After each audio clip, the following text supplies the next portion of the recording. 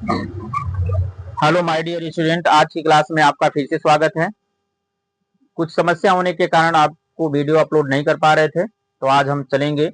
प्रश्न नंबर 70 पर चर्चा हो गई थी, प्रश्न नंबर 70 तक। आज हम लोग चलेंगे प्रश्न नंबर 70 के आगे 71 से लेकर के प्रश्न नंबर 83 तक चर्चा करेंगे। तो प्रश्न 71, किसने पुष्टि की है कि डीएनए एक आनुवंशिक पदार्थ है? तो वह कौन से वैज्ञानिक थे? हर्षे व चेस। ये हर्षे व चेस ने क्या किया था कि यह सिद्ध किया था कि डीएनए ही एक आनुवंशिक पदार्थ है। प्रश्न 72 है आपका, गुणसूत्र का निर्माण होता है तो ध्यान दीजिएगा, गुणसूत्र का निर्माण दो संरचनाओं से होता है, एक यूक्रोमैटिन और दूसरा होता है हेटेरोक्रोमैटिन से। ये दोनों मिलते हैं तो किसका निर्माण करते हैं? गुणसूत्र का निर्माण करते हैं। अगला प्रश्न है क्या आपका 73, कौन सा नाइट्रोजनी क्षार डीएनए में उपस्थित नहीं होता है? तो वह क्या है आपका? यूरेसिल। क्यों? क्योंकि डीएनए में आनुवंशिक पदार्थ क्या पाया जाता है? थाइमिन होता है, ठीक है ना। क्या पाया जाता है? थाइमिन। यूरेसिल डीएनए में नहीं पाया जाता है। आगे है प्रश्न 74, आरएनए अणु में थाइमिन का विस्थापन होता है किससे? यूरेसिल से। क्यों? क्योंकि आरएनए में यूरेसिल पाया जाता है, थाइमिन नहीं पाया जाता है। अगला प्रश्न है, विषाणु का आनुवंशिक पदार्थ है, तो विषाणु का आनुवंशिक पदार्थ या तो डीएनए होगा या तो क्या होगा? आरएनए। या तो डीएनए होगा, अगर डीएनए होगा उसे डीएनए विषाणु कहते हैं, अगर आरएनए है तो क्या कहते हैं? उसको आरएनए विषाणु कहते हैं। और इसके बाद हम जानते हैं कि विषाणु मुख्यतः दो संरचनाओं से मिलकर बना होता है, एक प्रोटीन और एक क्या होता है? न्यूक्लिक अम्ल।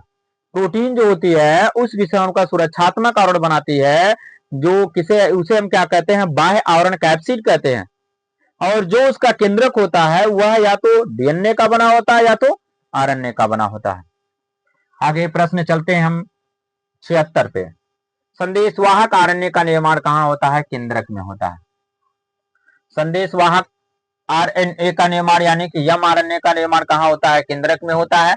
प्रश्न 77 पे चलते हैं हम, प्रोटीन संश्लेषण के प्रारंभन हेतु प्रारंभिक प्रकूट है, तो वह प्रारंभिक प्रकूट क्या है? AUG। अगला प्रश्न है आपका, एमआरएनए की सहायता से, किसकी सहायता से? एमआरएनए की सहायता से प्रोटीन संश्लेषण की प्रक्रिया कहलाती है। तो एमआरएनए की सहायता से प्रोटीन संश्लेषण की क्रिया क्या कहलाती है? अनुवादीकरण।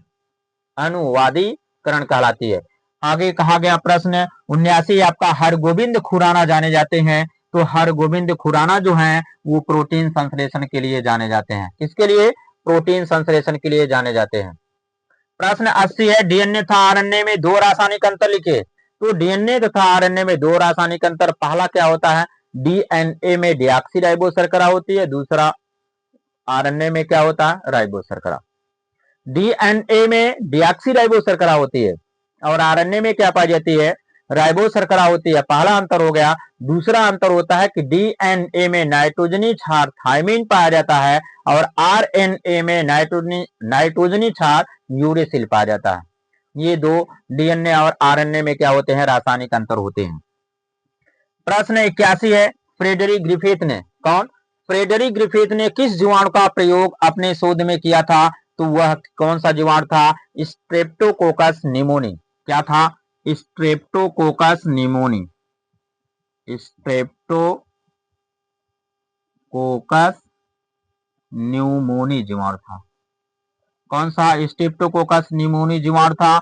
और यह जीवाणु जो होता है, अगला प्रश्न बन रहा है उसी में, उस जीवाणु द्वारा जनित रोग का नाम बताइए। तो इस स्ट्रेप्टोकोकस न्यूमोनी जीवाणु के द्वारा कौन सा रोग होता है? न्यूमोनिया होती है। कौन सा रोग होता है? न्यूमोनिया।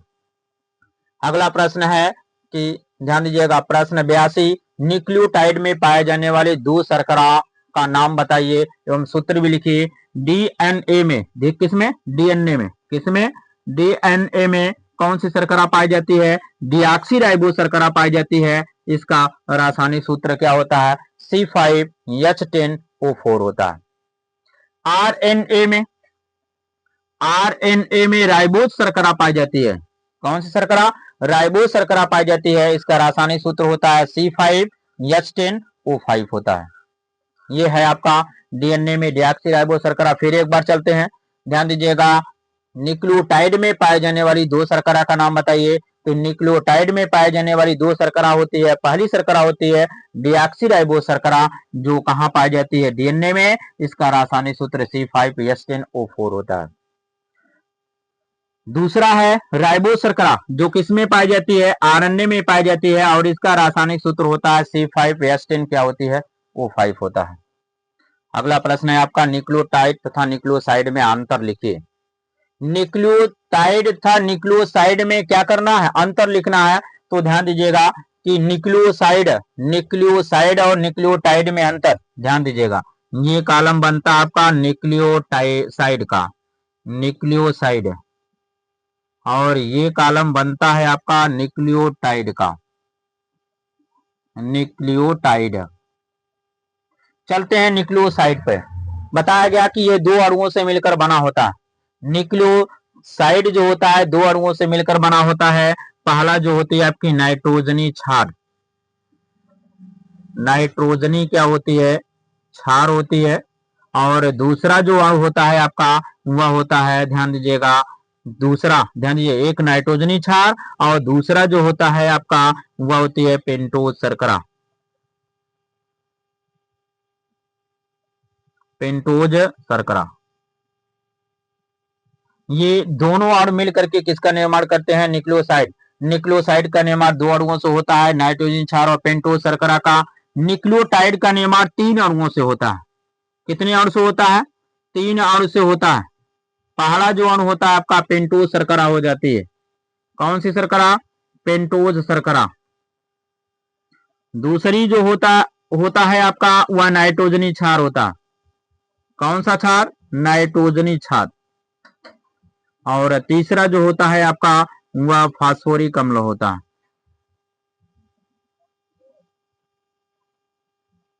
फास्फोरिक अम्ल।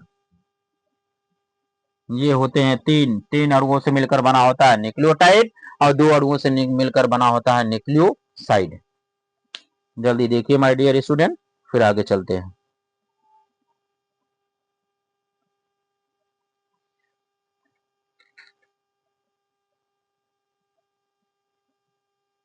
चलें, अब इसके बाद दूसरा अंतर। पहला अंतर तो ये हो गया। दूसरा अंतर क्या होता है कि यह क्या होती है? क्षारीय प्रवृत्ति की होती है।